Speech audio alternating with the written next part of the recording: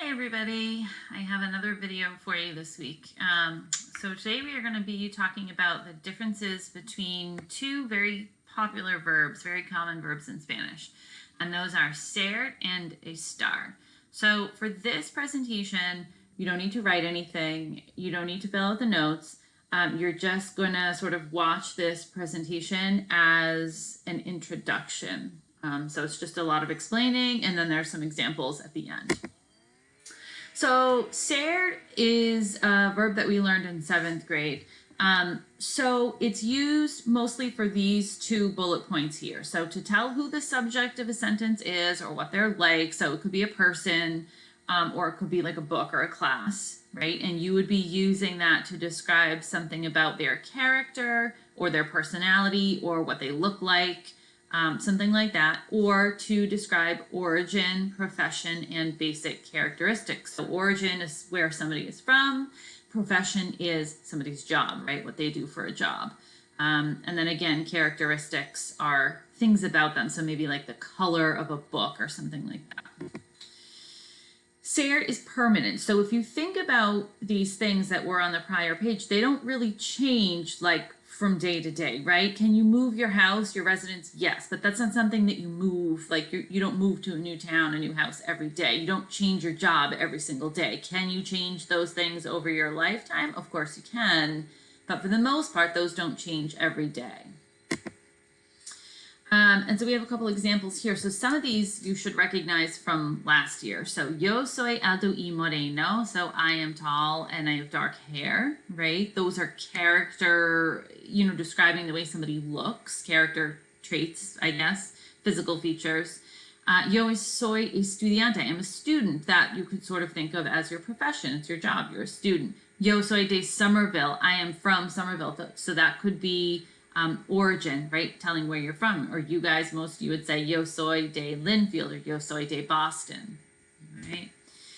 A couple of examples here, which I think this was supposed to be originally a PowerPoint, but the answers are already here, which is okay. We can still talk about them. So we have Ana y Lupe son bonitas. So you would have to look at the whole sentence and figure out what it's saying if this were a real fill in the blank, right? If the answers weren't here for you.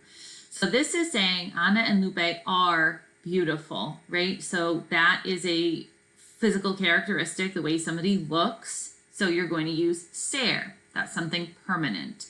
And it's the ellos form because you're saying two girls, they are, right? And it's feminine plural here. Ana y yo somos estudiantes buenas. Ana and I are good students. So again, a description of what you're like. It's not like, you would be a good student one day and then not a good student the next day. That doesn't really change from day to day. Could you do a better job on one assignment than another? Sure, but this is sort of talking about a characteristic, right, that you would have. All right, now this one is blank. So this is talking about, again, where somebody's from. De means of or from. And let's see if the answer comes up here. There it goes. So tú eres de Linfield. You're from Linfield, right? So this is the to form, right? So this is origin, where somebody's from. All right, now it looks like they're coming in the way I wanted them to. So mi amiga Alma, that's a girl's name. So now we have de, which again means of or from, and then we have a place. So my friend Alma is from Boston. It will be es. Mi amiga Alma es de Boston. She's from Boston. Mi hermano, my brother, if you remember the family vocab from last year, right? So my brother is nice. And this one wants us to fill in the ending, okay? So, mi hermano es simpático. It's masculine, singular. That's describing him. It's describing something about him. My brother is nice. Yo soy un estudiante bueno. I am a good student. So again, another character trait description. All right, moving on to estar. Estar is used to tell where the subject is now. Usually it's a person, but it could be a book. The book could be in the English classroom. Or how they feel. Happy, sad, if they're sick or healthy. And it's also used to describe location and feelings that can change. So if you think about yourself, right? So like right now I'm at home and it seems like we're all at home a lot these days, but usually we're going more places and you're not always at home. So that location changes, right? So ser is more for temporary things, okay? Feelings, those change too, right? You're not constantly always every day in a perfect, really happy mood or really bad mood, right? Those things change. So again, it's temporary, it's subject to change. You do change your location and your feelings from day to day or even minute to minute, right? You could be in a great mood 1 minute, bad mood the next minute. I know that happens with my kids all the time. All right, so some examples for estar. So in class, when we're in school, at the beginning, I always ask you guys, ¿Cómo estás? How are you? That's a use of this verb estar, right? How are you feeling? How are you doing today? And most of you guys answer, bien, right? Yo estoy bien. I'm well. Julia está cansada. So if someone's saying, how's Julia today? She's tired, right? That's a condition. It's not really a feeling. It's more like a condition if you're sick or well or tired. Señor Salí está en Wakefield, right? Mr. Salí is in Wakefield. And nosotros estamos enfermos. We are sick. So again, something that changes. All of these things change day to day or minute to minute, right? You're not always great. Julia is not always tired. Mr. Salí is not always in Wakefield. And you're not always sick, right? The last one says we are sick. So those things all change. So estar changes, ser is permanent. All right, more examples. Ana y Lupe están tristes. So Ana and Lupe, two girls, they are sad. So again, they're not always sad every single day, right? That's a feeling that changes. All right, and these ones are going to come in, the answer. So Carlos y yo. So this is going to be the nosotros form because it's someone else and yourself. So it's we are. And alegre is another word for happy, all right? Like feliz. So Carlos y yo estamos alegres. This es, it's gender neutral, but it's plural, so you need to add that s. Okay. Oops. All right, tú estás bien, ¿verdad? You're doing well today, right? So again, like you're asking somebody, how are you doing, right? You're doing well today, aren't you? Mi amiga Alma está en México para las vacaciones. So this one is a little bit different. You might be thinking, oh, there's Mexico. It's origin. It's where somebody's from. Yes, somebody could be from Mexico, but in this case, it doesn't say de. It doesn't say from. It says en, which means in or at. So my friend Alma is in Mexico for vacation. So this is going to be location, not origin, right? And this changes. You're not always on vacation. Be nice if we were. All right, mi hermano está enfermo. My brother is sick. This is, again, a condition. It changes. He's not always sick, right? Okay, so to review, ser, again, used for characteristics, traits, describing something. I could say, again, for example, el libro es azul. The book is blue. The book is not changing its color every day. Or I could say, la clase de matemáticas es interesante, right? Math class is interesting. That's a trait. It's not really a character trait because it's not a person, but you're describing the class. Those things are permanent, right? Jobs, yo soy profesora, right? Yo soy una doctora, I'm a doctor, if you're a doctor.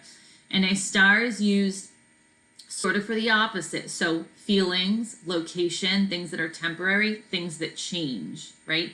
So where you are, yo estoy en casa, I'm at home.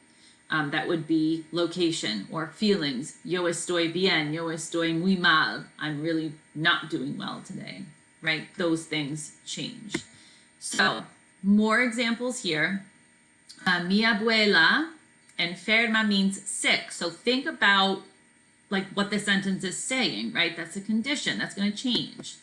So está, mi abuela está enferma. Mi abuela, and see, some of these are here, some of them aren't, but that's okay. Mi abuela es muy vieja. So again, a similar sentence describing your grandmother, but this now is saying that she's old, right? It's not really like she's old one day and then the next day she's not old, right? You're kind of either young for a long time, several years, or you're old for a long time. So this is more of a description. Es. We had this example before. Yo soy de Somerville. If it gives you a place and you're not sure if it's location, like where somebody is, or origin, you have to look at what comes right after the sentence. If it says day, that means from, and that's going to be origin. If it says en, that means in or at, and that is going to be location. That's going to be estar. Okay. Okay, so here we have Target. It's a place. Okay, so think about, and this one's a little bit easier because it's not a city or a country. Target is a store, so like you're not going to be from Target, right? You would be in or at Target. But again, the kind of key word to look for is right after the blank. So en means in or at. If it says day, it's going to be from that place. So yo estoy en Target. All right, this one has a couple parts. Los estudiantes están, the students are happy, contentos, porque no están enfermos, because they're not sick. So both of these things change, right? You're not always happy every second. That would be nice, but it's not really the reality. So these would be, I guess, well, contentos is a feeling and enfermos is more of a condition. Los estudiantes son inteligentes. The students are smart, like all of my students. So again, this is more of a thing that doesn't change day to day, right? A personality trait, a characteristic. Oops. Mis hermanas son bonitas. My sisters are pretty. How nice. So that is something that's really not going to change day to day. Mis hermanas, so again, my sisters, but you have here tired. This is a condition or sort of a feeling, but more of a condition if you're tired, although I guess you could be feeling tired. This is están, so something that changes. You're not always tired unless you're me and your baby Charles doesn't sleep at night. All right, Nicaragua is a country. So again, it's a place. Look after the blank. Does it say en or does it say day? Well, we can see right here it says day. So day is going to mean of or from. So that's going to tell us in this case that somebody is from you, the to form. You are from Nicaragua. So that's origin. Tú eres de Nicaragua. You are from Nicaragua.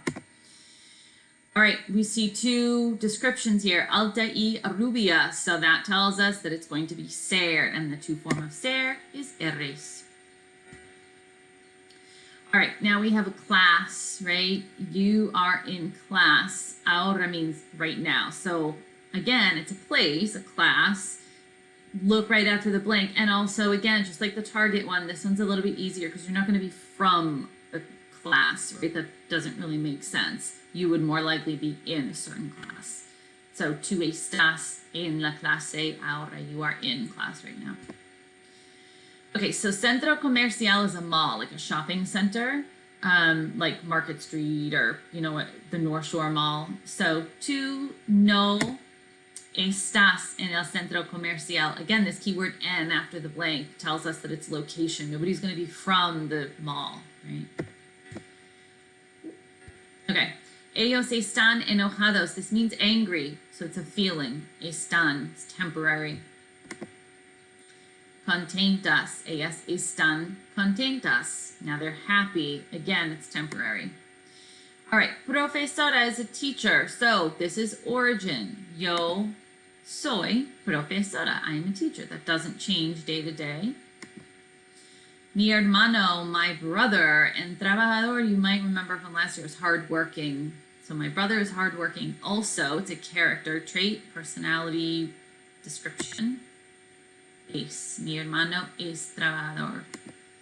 Nosotros somos trabajadores. So same kind of example as this one. It's just a different subject. So now it's nosotros. We are hardworking. And this adjective is plural.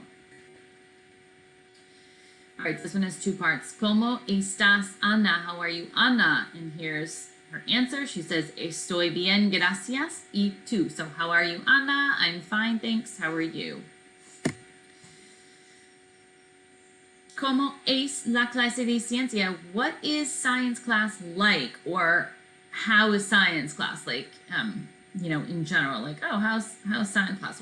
What is it like? And the answer is es interesante. It's interesting, right? So sort of descriptions of this class that aren't going to change day to day. El fin.